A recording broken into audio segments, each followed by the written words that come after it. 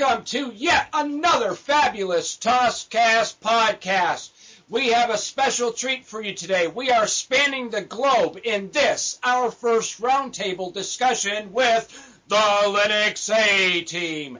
From Australia, I would like to welcome Infinitely Galactic, well known for his meticulous distribution reviews and tutorials. In the United States, our next guest requires no introduction. He is a true inspiration to us all. He is the quintessential Linux newsman, Jordan from This Week in Linux. I would also like to welcome a newcomer to YouTube, Linux Soup with Pingcasts, covering Slackware and other distributions on his show. I am Spatry from Cup of Linux. I will be your co-host in today's Toscast podcast. Welcome, one and all. And now I'd like to hand the mic to your show host with the most, Carmine from Total OS Today. Well, Spatry, thank you very, very much. It sounds like you're having a terrific time down there in South America, Florida, with all of those coffee beans. Thank you. Yes, well, I must say this is a real pleasure, real hoot for me to have the real brains of Linux, being a Windows dual booter myself and still learning. But before I begin with the topics of discussion, I just want to say welcome all, and if everybody one by one would just like to say hi, then we will continue. So go ahead. All right. Hey, everybody on the internet. It's IG from Infinitely Galactic. Pleasure to be here once again, and I'm really looking forward to today's discussion. So I shall pass the mic on. This is Jordan from This Week in Linux. Thank you so much for having me, and hope to have a great discussion with you guys. Soup with Pingcasts. Good to be part of the Linux community, and looking forward to a good discussion with you guys. All right. Thank you. And, of course, we have Spat as my co-host. All right. Hello. Hey. All right, let's begin. What's up? All right. The show will be basically split into three segments. The first up will be Arch Linux. Then we'll go into random topics, and then we will answer a troubleshooting question or a help question that was posted on the Total OS Today website. All right, guys, here we go. I am a Windows dual booter. I will ask questions about Arch Linux. 5 simple questions, and we'll start with number 1. I am a Windows user dual booter with moderate patience, so why should I even consider using Arch? Spatry, you're the man right now with Arch, so let me start with you. If you have moderate patience, if you don't wish to read the documentation and troubleshoot your own system, Arch probably isn't for you. But the benefits of using Arch is the fact that it is an operating system that is tailored to your needs. Nothing more, nothing less. It is quick, it is fast, it's snappy, and it's a lot of fun to work with. Okay, fair enough. Who wants to take that question next? Okay. One of the things that I appreciate about Arch is that when you customize the distribution, you can customize it to the way you like it, or at the same time you can really gain from on the performance side that you don't have any extra bloat in there from anything that you don't want to have installed is not going to be installed. You customize everything down to the way your hardware works. So if you take enough time to read the documentation and go through the process of customizing it to the way you like it, you're actually going to learn a lot about the way Linux works and the way the operating system ticks and how you can make it tick more efficiently if as it were. Sounds good. Okay, Twill? Staying in that same vein, I have to agree entirely. You customize your system exactly how you want it, and you end up learning a lot about the boot process and the configuration files and just a lot of the way of this specific version of Linux works by setting it up. And if you are patient enough and competent enough to read through the documentation, you'll definitely be able to go far with it. Okay. I think we have one last comment to go. All right.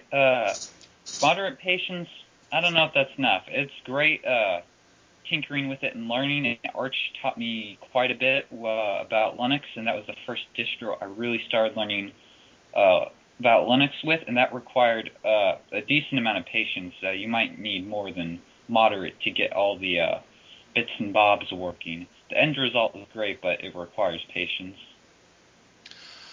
Thank you. I appreciate your guys' honesty. Okay, I guess this is a nice follow-up question. Is there a friendly version of Arch? And when I mean friendly, like, is there a way to install it the way I would install, Zorin or Linux Mint without any customization or custom partitioning? Is that even possible? Take your pick. Spatry, what do you say? Yeah.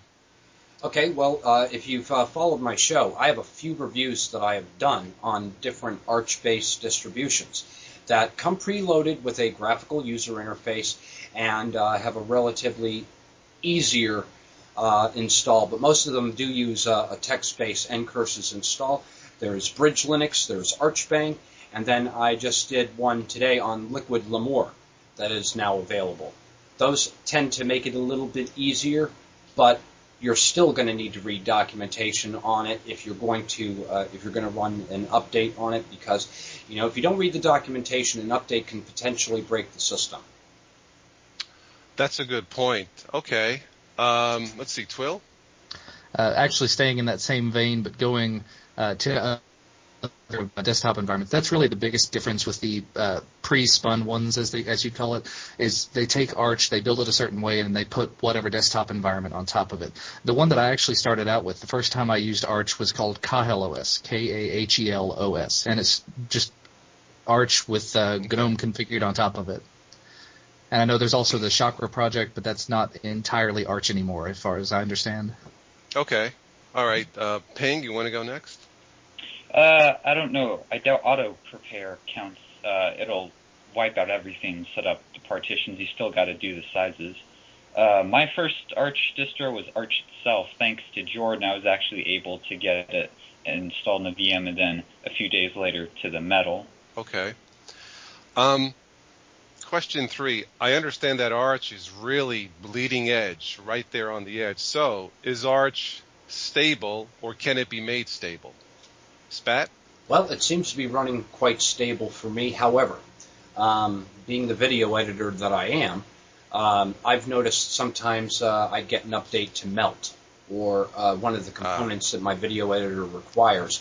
And having that latest version sometimes would cause a little kink here and there, and I'd have to manually go in and change.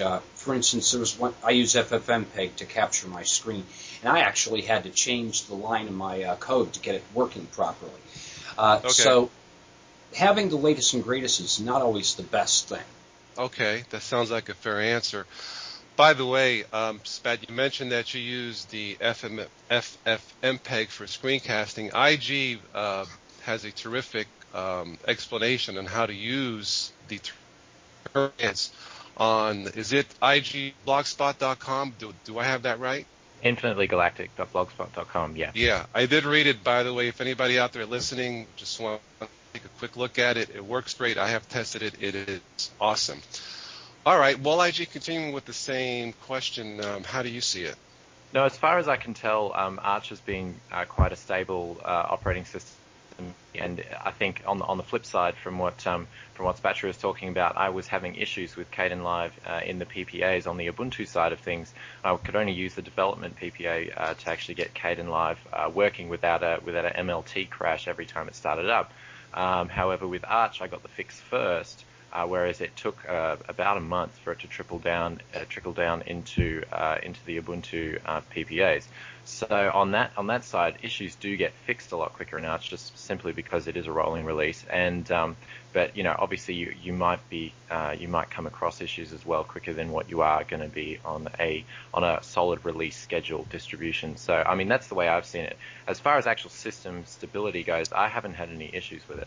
Well, my experience with Arch actually is that there have been times where it has been less than stable, specifically when they changed from Python 2 to Python 3 as the default, and when they change versions of Pacman. There can be some complications. Okay. Ping, do you have anything left to say on that question? Arch has been stable for me whenever I've used it. I haven't had really any issues. I will tweak the system a lot, break it, then fix it, and rinse and repeat. But okay.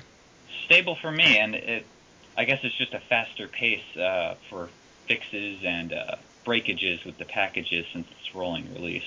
All right, the final question or questions, I'll just roll into one. Rolling releases pros and cons, and really, since Arch is a rolling release, what is the future of a rolling release? I mean, we've talked about the pros and cons before, but what is the future of a rolling release such as Arch Linux? Well, the biggest pros and cons, like we said before, is the ability to not have to immediately reinstall your system every 6 months, every time there is a major update, and usually not having so many major updates. Unless you're switching from one major software release to another, like Python 2 to Python 3, GNOME 2 to GNOME 3, you're not going to have to reinstall or have many issues in terms of configuration files.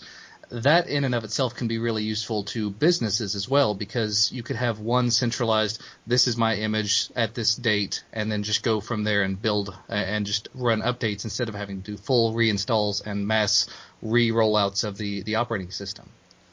As far as the future of Arch itself, just keep on rolling and churning from what I understand. As new software comes out, Arch will just keep on being Arch. Keep it simple. Okay. Ping, you're next. Well, it is great not having to reinstall every 6 months. If you're doing hardcore configurations to get your software up and running, then it can be a pain to have to keep redoing and redoing and redoing. Slackware, I don't know how you guys feel on this. You can upgrade packages if you're not using Slackware current. You can upgrade package utilities, your glibc shared libraries. You go into run level 1, and you can upgrade it. So that's one way if you kind of wanted the stability of a kind of upgrading, but I guess you wouldn't have wiped out your configurations, but I'm not sure. I've never personally done that, so I don't know how that works in actuality.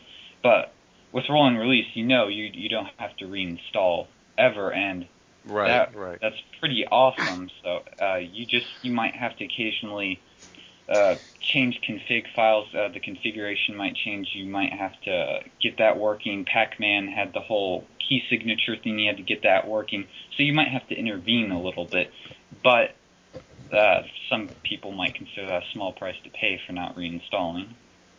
I kind of like that part as a Windows user, never having to reinstall everything again. That seems very appealing.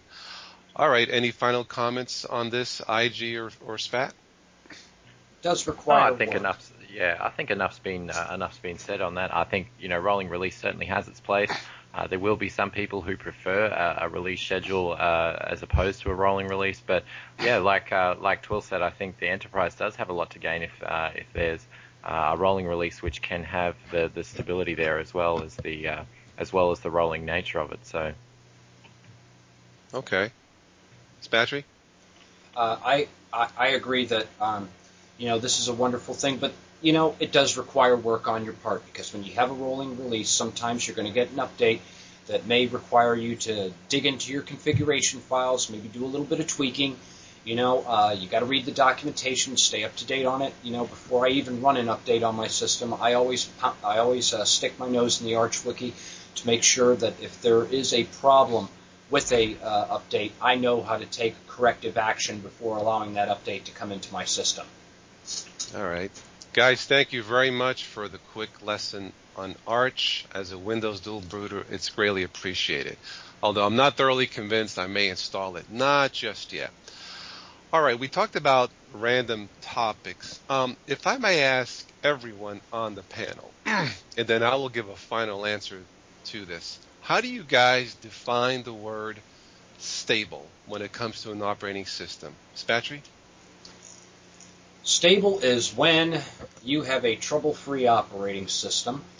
Pretty much a stable operating system, obviously, you're not going to have any breakage or anything like that. It's going to be a rock. It's going to run until you literally have hardware failure without any troubles. Ping? Well, I'd say it's able to get the job done without too much hassle. Nice. Simple enough. Twill? I think both of them hit it on the head there. You're able to run the software that you need to be able to run, the versions that you need to be able to run of it without having constant crashing, without having to do any sort of real tweaking to keep it running. Being able to update and keep things up to date also makes for a nice stable system. Yeah. Okay. IG? I think if you've got a system that does what you want when you want it with minimum hassle, then I think that's more than a definition for stable. Okay. To me, stable is, it means, excuse me, it means rock solid, trustworthy, everything works. Now, the reason why I bring this up, this past weekend, and I had mentioned it before, installed and deleted Ubuntu 11.10 twice. And it was an issue with the video drivers. And Spatry knows the story. I think he's laughing in the background, you coffee bean you, but I saw your show on it, and you sounded pretty disgusted. oh, you know what? I try to be as a Windows dual, but I try to be as diplomatic and as neutral as possible. But I'm human. But let me just say what I have to say, okay? Yes, install, delete, install, deleted. I went after I installed my Ubuntu system, I went to the additional drivers. Oh, there's an update to my video drivers. And it says these video drivers have been tested by the Ubuntu developers. Now, to me, that means like it's stable, does it not? But looking back, when it says tested, it didn't give a testing score. So maybe tested, maybe it flunked. I don't know. But Exactly. To me, stable. Well, to me, stable is like you guys said. You guys know more about Linux than I do. To me, it's a continual learning curve because I've been so used to Windows. You guys really are the best. Thank you. But to me, stable means trustworthy. Everything works. But it didn't turn out that way. Right? You're not going to like this, Total OS today, but you didn't read the fine print that said that the Ubuntu testers tested it and it didn't work for them either. Oh, geez. So that's what I knew I should have gotten new contact lenses. But let me finish up if I may. So stable. Okay, stable means rock solid. Okay, trustworthy, like you guys said, blah, blah, blah. Or stable can have another meaning. Stable could be a place where horses walk around the farm dumping their tar biz packages. And that's, and to be quite honest, that's how I felt. Now, I have some patience, and some Linux is terrific. And to be fair, after reinstalling Ubuntu the last time, 11.10, even with the ATI graphics cards issues, it's running okay. But I just wish any Linux developers, when they say it's stable, please be upfront and say it's stable, but you may have this, you may have some flickering in the screen, you may say a few curse words at your monitor. Don't say it's stable if it's not truly stable. Just be honest, be upfront. As a Windows dual booter, that's what I would appreciate more. And honestly, that's the end of my rant. If you guys want to finish this up, you're more than welcome to. I just had to get it off my chest because Spatry knows the story, and I was steaming this past weekend. But I said what I had to say in the short video that I did the uploads, and it was really just a warning to potential Windows dual booters who want to try 11.10 with GNOME Shell, with the updated drivers. Don't do it, and hopefully they can learn from my mistake. That's it. And it was also your exercise for the week of self-control in all things related to ranting and emotions and all of that sort of thing. Well, I feel like you guys are my therapist, so thank you. How much do you charge, by the hour or by the second here? But all right, let's finish up. Thank you for listening, by the way. I do appreciate it. This is the last segment. There was a question posted on the Total OS Today forum. I think, Twill, you may have an answer. A gentleman named Rob. Hi, Rob. What's up, if you're listening? Trouble mounting his Samsung Android to Banshee media player. What possible solutions do we have? Well, my experience with Android devices up until tonight has actually been, if I want to do something with it, I normally just personally avoid music players other than like VLC. So I will go into my Android device, create a music folder, and just throw my music into it. and the device itself recognizes that and makes it all playable. However, after doing a little bit of research, 3 minutes or so, I found an article which I think Spatry can link to, which is called Sync Music to Android Devices with Banshee. And basically what you do is you go into your device, into the root of the device, and create a text file called .is_audio_player, and put one line of text in it, audio_folders equals MP3, and stick that on the SD card of the device, and the next time you connect it to Banshee, it opens up, and it actually looks a lot like iTunes, bad reference there, but it gives you the option to sync all of your music, your pictures, what else does it give you? Audiobooks, videos, podcasts. Yeah, very useful. Okay, does anybody else have any tips? Yes, I have tried that solution and it does work. Wonderful. Rob, if you are listening, there you go. And I think Spatry will have a reply on the forum, so you may want to check that out. Spatry, did you want to add something else, or Ping or anybody?